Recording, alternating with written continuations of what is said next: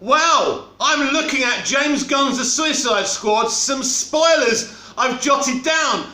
I better not let you see them. Welcome back to Movies TV Mad and Friday's edition. I know, bloody Friday already. Friday's edition of the Movies TV Mad Daily. You can follow me on Twitter at Movies TV Mad. I want to discuss The Suicide Squad. And then at the end of the video, I want to discuss The Batman because people have been talking to me, my sources have been talking about me, about the movie. I want to talk about all the rumours and really put them to bed once and for all. But let's talk about The Suicide Squad. The Suicide Squad, I mean, who was it? I was watching a review, I can't remember who said this. I think it was Chris Wong-Svensson who said, it's so kind of similar to a Tarantino thing. Something's happening out of context.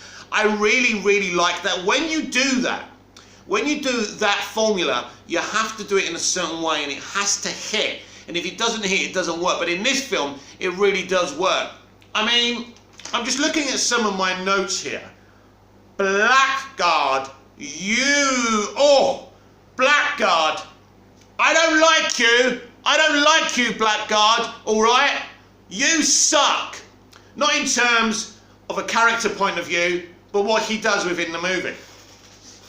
This movie opens up in an amazing way and it decides to kill off a hell of a lot of fucking people already. But as I've already said, there's things in this movie that happen out of context. I want to talk about Peacemaker as well. Because this movie is partially an espionage movie. When you think about what's going on, if you've seen the film, right? And I'm not going to be one of these arseholes saying, if you haven't seen the film, why are you watching this video for? Because I know some of you can't afford to go. There's many reasons. There's a pandemic. And, you know, if you're around the world where HBO Max isn't available, like I am, it's really difficult. I've seen a test screening of this film, and I saw the full theatrical version last week, and I wanted to go and see it again, but it's not possible and it's not fair. I really wish that I had access to HBO Max. I've got it on my PS4. Now I've worked out the only way I could actually watch it, because I do have one of these these things where you can tap in a number in your PS4 and it changes where you're kind of globally where your device is, but still you can't. If it's not available to you in your country, you can't set up an account. Firstly, as soon as you go on the website, it says it's not available in your country, right?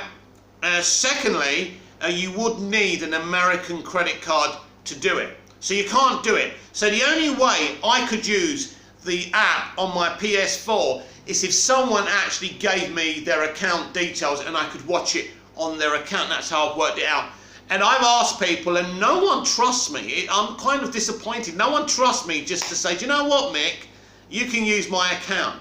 I am very trustworthy, but I know I would say that, wouldn't I? Anyway, so I want to see this film again and again and again. It's a DCEU movie. It's very important to me, but I can't see it, and it's a shame. I've explained before, I have a disabled father in the other room.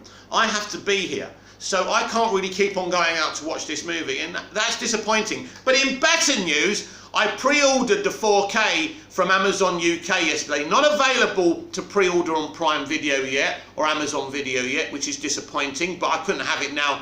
Anyway, I think that's something to do with HBO Max and copywriting. Anyway, as soon as it's released on 4K, I'll be watching it again and again. As I say, it's exciting. It's a DCEU movie, a big event for me and most of you watching this video. So, let's talk about Peacemaker, because he does something, and I think it's very interesting, because the premise of this film basically is that what's going on at Corto Maltese is terrible. You know, it's not too much of a spoiler, but they are experimenting on people. You know, they're experimenting on politicians, you know, journalists, they're using Starro to experiment on these other people. And it's pretty cruel. And, you know, the character who's involved in this, who I'm not going to tell you because it's a spoiler, a big spoiler, very interesting as well. So anyway, one of the characters decides that everything that he discovers that's going on, because the American government started all of this, but then there's a regime change, an anti-American regime change. So one of these characters decides that he's going to expose this information, so Peacemaker decides that this character needs taking out. And wow, that's what I mean. It's like watching, you know, because everyone kind of made the assumption of this film being, ha ha ha, Guardians of the Galaxy, oh, I've got a feeling. It's not that. Yes, he's very good at utilising a group of people, making you kind of emphasise, you know, about, you know, have feelings, have compassion for shitty people. But apart from that, this is such a dark film. The humour is very dark as well. Jokes about things that maybe you may find a bit iffy. Not all the jokes land, but most of them do, and they're quite hilarious. But I don't think the comedy element is James Gunn's target in this film, but he can't help but putting the jokes in there. But, as I say, what Peacemaker does to this member of the team is kind of disturbing, just to silence this person, just to, you know, keep, so the information doesn't get leaked out. But it's interesting because he has this information as well, and even though he's taken this character out, he does use this information, you know, to protect him and the surviving members of the team against Waller. Viola Davis as Waller is exactly the Waller from the comic books, and exactly how she was in Suicide Squad 2016, a film I actually like, but I won't be comparing both films. And yes, I think you do need to watch the first film to watch this film. Now, they don't blatantly connect the two movies, but the relationship between Rick Flag, Harley Quinn, Captain Boomerang, you can tell they know each other without them blatantly saying it because of the way they're talking to each other. There isn't a pre-existing relationship there. I think it's always great to kind of re-binge the DCEU before a new movie.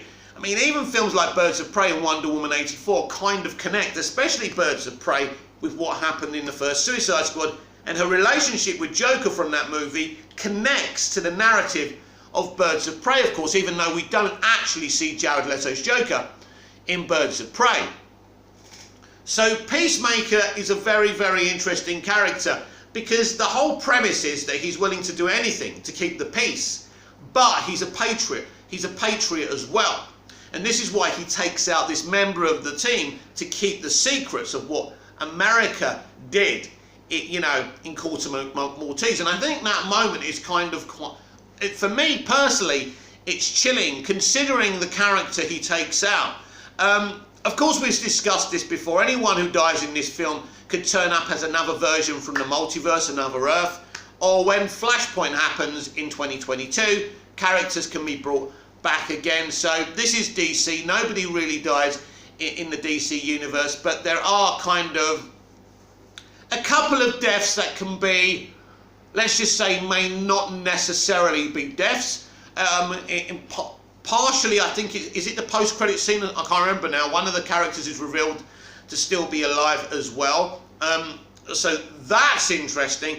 And you do get some interesting kind of narratives with Peacemaker, which are going to lead in to the Peacemaker series. This film does make you look forward to what's coming next because everything isn't settled. But as I say, it really is. It's like watching an episode of 24, if you remember the TV series. There's a lot going on, and having it about a group of misfits really does work.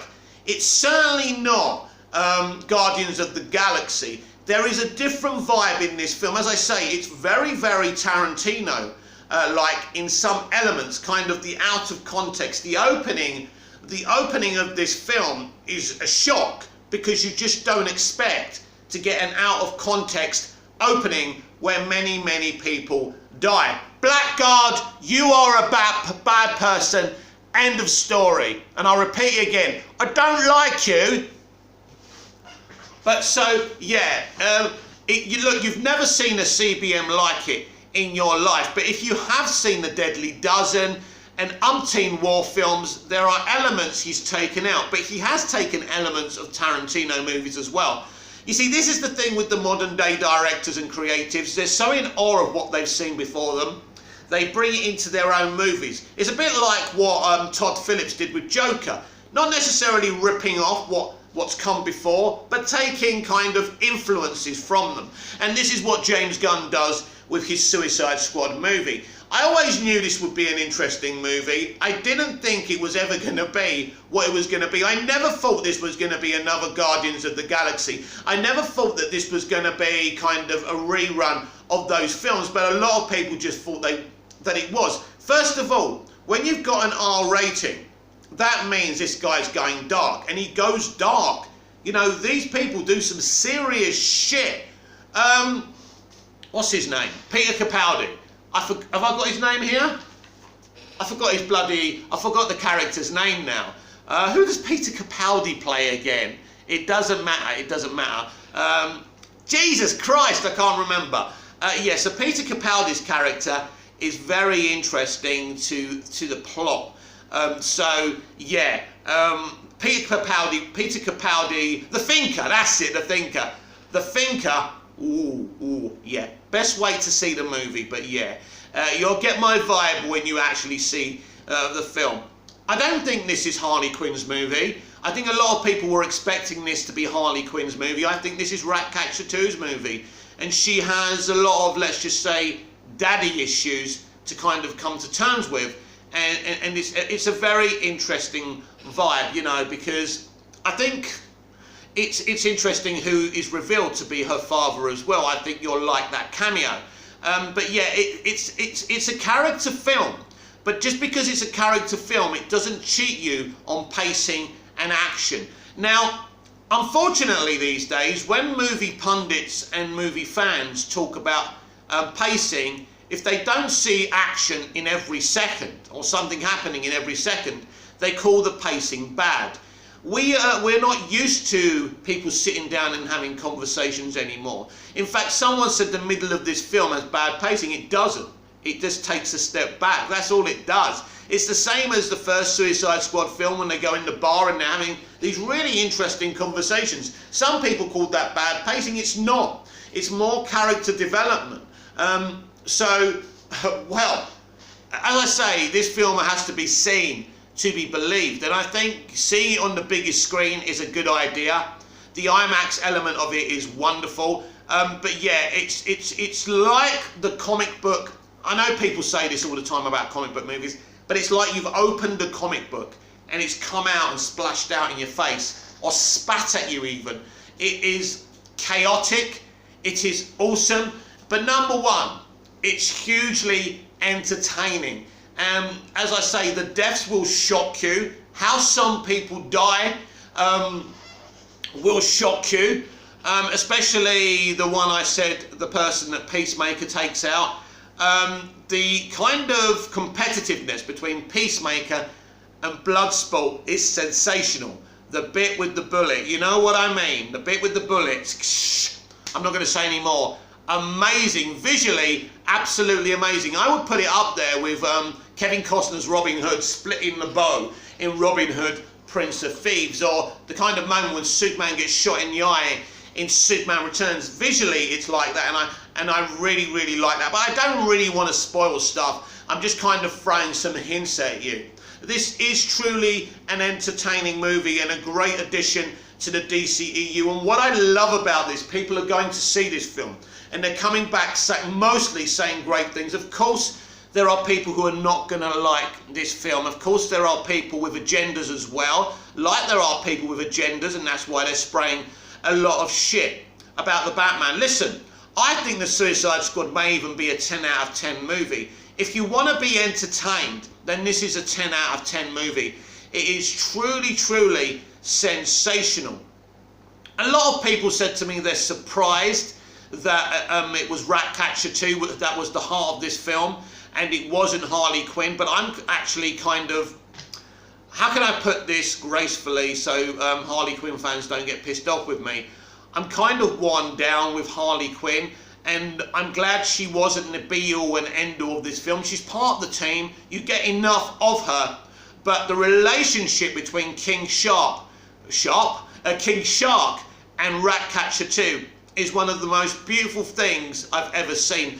And let me explain to you why. Because many female leads in films these days are, I'm not going to smile, I'm tough. I'm going to look like this, I'm going to wear a leather suit and I'm going to beat up a bunch of blokes. I'm tough because I don't smile, and if you ask me to smile, that's offensive and you should go to jail for offending a woman.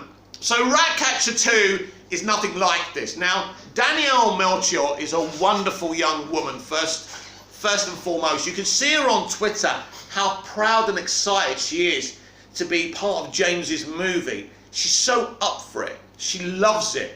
And what you get from her in this movie is an open-hearted character, even after everything she's been through. And the relationship with King Shark is absolutely beautiful. This isn't necessarily the King Shark we've seen in the comics. This is James Gunn's King Shark, but I can accept it. As I say, this is a beautiful relationship between two people. And in a lot of ways, two simple people that, you know, let's just say, haven't probably experienced much love in their lives. And just to see these characters team up together, it does bring a lump in your throat, apart from your Adam's apple, of course, if you're a bloke. But yeah, it really is beautiful. So look, Gunn somehow makes his films so there is this compassion, there is this kind of, we're a bunch of fucked up characters together. But let me give you an analogy. It's like the characters on The Lost Show, when they all land on this island and someone says, I think we're here to be punished for our sins. But it's interesting because they've all sinned, because of course we all sin in life. Not that I'm religious, I'm just using the word sin so you understand what I'm trying to say. And it's like these characters, they've all done wrong, they've all done bad, a lot of them have taken lives and broken laws. I mean, fucking hell, the Thinker, I mean, the stuff he's done, I mean, you may even say it's unforgivable. But I think the relationship between King Shark and Ratcatcher 2 really is the central point emotionally of this film. And there are other emotional elements of this film, but Gunn mixes in action, comedy, and emotion between these characters, and it's so good. And I think it's something that Suicide Squad 2016 also attempted to do, and I think it did it really, really well. I think the first film did it well, and I think this film did it well. I don't understand the hate for the 2016 theatrical cut. I'm not happy with what happened to David Ayer's version. I hope we see it.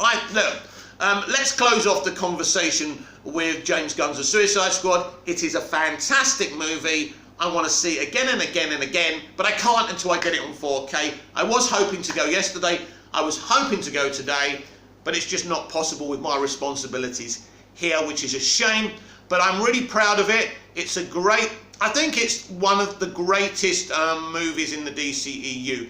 I'm not saying, look, I've taken this up with pundits as well. Stop putting this movie #1 in your rankings because you've just seen it. Because in my opinion, you need to take a time out and evaluate the other films. I don't think it's the best film. It's an amazing film. It's not the best film from my point of view in the DCEU. And as you know, I've already ranked it at #5, and I think that's fair. #1, Wonder Woman. #2, Man of Steel.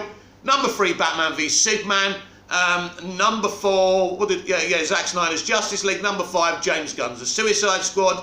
I think #6 is Aquaman. #7 is Shazam, and then we go Wonder Woman 84, Birds of Prey. I think that anyway. I can't really remember, but that's the kind of ranking I did. I just think it's short-sighted just to shove it at #1 just because you've just seen it.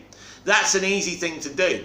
Give your rankings a bit of an analysis and intelligence and nuance, for crying out loud. Anyway, let's go to the Ayer cut. So yesterday people were hashtagging release the Ayer cut. Now it was my understanding that actually David Ayer had messaged the organiser of that event to tell them not to do it on that date because it looks like Warner Brothers approached David Ayer and said, please ask your fans not to do it so it doesn't interfere with the Suicide Squad movie.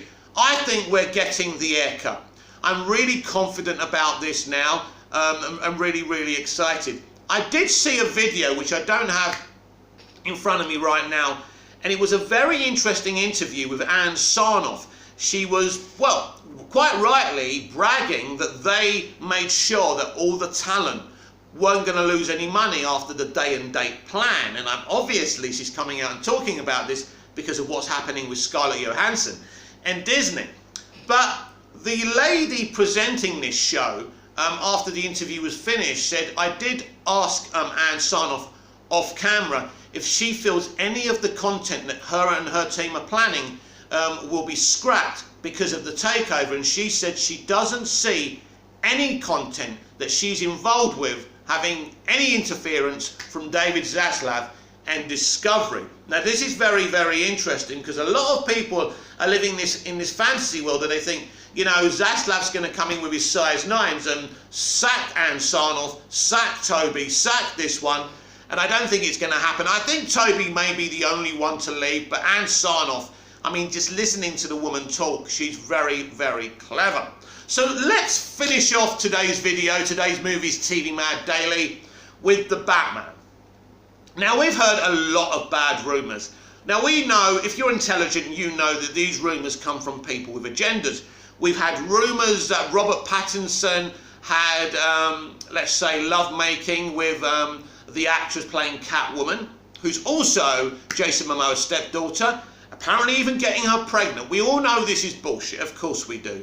We've heard rumours that Robert Pattinson and Matt Reeves don't get on, and Matt Reeves is pushing him hard. All directors push their talent to get what they want from them. So that's a nothing story as well. Now we're hearing Warner Brothers are not happy with the Batman finished article. This, my friends, is simply not true.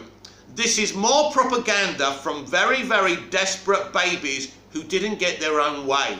And they will say anything and they would do anything. There is no problem between Matt Reeves and Warner Brothers. Matt Reeves is doing the Batman. He's doing Gotham PD, and he's also doing a Batman animated series as well. So they have absolute faith in him. Obviously a studio is going to see a movie. Obviously the studio may say, not too sure about that. They said it to Patty Jenkins. We're not too sure about the mouse scene or the Themyscira scene. But it stayed in. You know, the people who own the IP and are giving out the money have every right to say, not sure about this. It doesn't mean they're going to cut it. It doesn't mean they're pressuring the director. It's a conversation. These are conversations that have been happening for the past 100 years in the entertainment industry. You've got to understand the industry to talk about the industry. Otherwise, you're just talking out of your backsides. Warner Brothers are extremely happy with Matt Reeves and the Batman. I can absolutely confirm that to you. If you're a DC fan, you should be extremely excited about what's going on. The Suicide Squad, as we've just been discussing, is a hell for leather movie. It's amazing. I've never seen a film have so many genres inside of it. It's a comedy. It's an action movie. It's a war film. It's poetic. It's beautiful. Friendships are made. Enemies are made. It is fantastic. It's everything you want to see from a movie. And this is what happens when you allow creatives to have, let's just say, 95 to 98% of freedom. But it has to be a certain creative. It can't just be some mad hatter who comes in and just triggers the audience, because ultimately the audience are the most important thing. They are the studio's bread and butter. So if you're pissing off the hardcore fans or the mainstream fans, you haven't got an audience. So it's not self-serving. But people like Matt Reeves, people like James Gunn know how to serve their audience. Matt Reeves is a purist. He's a die-hard DC fan. He's a die-hard Batman fan. He's going to give us a sensational movie. And the future is bright. You're going to get lots of different directors. I think it's amazing. On HBO Max, with the DC content on there, and cinematically with these movies. I think the MCU is headed to the end of the road. As I say, their slate is weak. Yes, they have Spider-Man No Way Home, and that's going to be huge for them. There's no avoiding that. Of course there's not.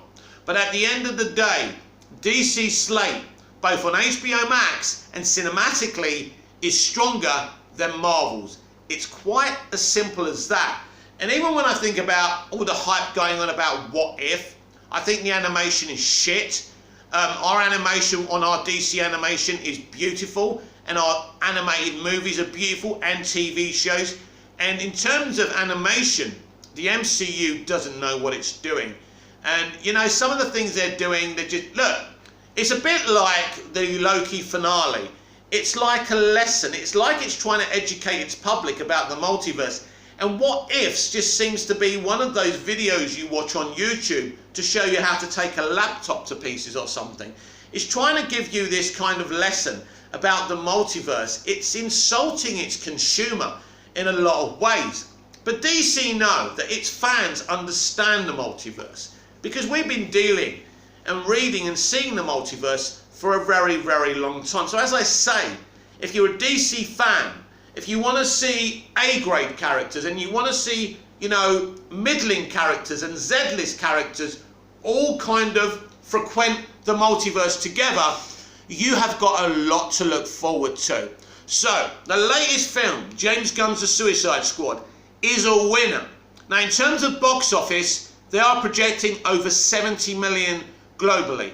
That's not a great deal, because normally you could even be looking at a 200 million weekend without COVID. You're not going to get that. It's going to be very interesting who comes in for this movie, what happens in the opening night. Don't forget, it's available now on HBO Max, and it's available globally and domestically in America as well. So it's going to be very interesting where the box office lands for that. This has been the Movies TV Mad Daily. I'm Mick, your host with the most. Just ask your girlfriends and your wives. If you're a Doctor Who fan, if you're a DC fan, if you love entertainment, if you love movies, this is the place to be. And sometimes, as you found out last night, I'll even talk about football. But obviously I'm called Movies TV Mad for a reason, because I'm mad about movies and TV. If there's an old movie you want me to talk about, to do a video about, let me know. Is there a television show you used to watch? Maybe you're a Dallas fan and you want me to talk about Dallas in a video. Do it. You can either comment down below, but I don't always see the comments if I'm busy. Best thing is just to tag me on Twitter and say, Mick, can you talk about Dallas? Can you talk about this show? Can you talk about this old movie? And if I've got the time, I will squeeze it in to my schedule. I will see you again for the next video. And obviously, go and watch The Suicide Squad if you can afford it. I will never tell someone who can't afford to do something to do it. And I know it's hard for you, and I know it's frustrating, because I know how you feel, right? I was lucky to see the theatrical version at least once. And as I say, I won't get to see it again until it's on 4K when it comes to my address. That's my life, I'm afraid. And it is depressing, because in the old days, I was going to watch Man of Steel 5 or 6 times. Same with BVS, same with Wonder Woman 2017. I can't do that anymore. When we're grown-ups, we've got responsibilities. But we're all fans, and if you're a DC fan, start celebrating, because the good times are rolling, and no matter what people tell you, the right people are now running this franchise. See you again soon. See you later.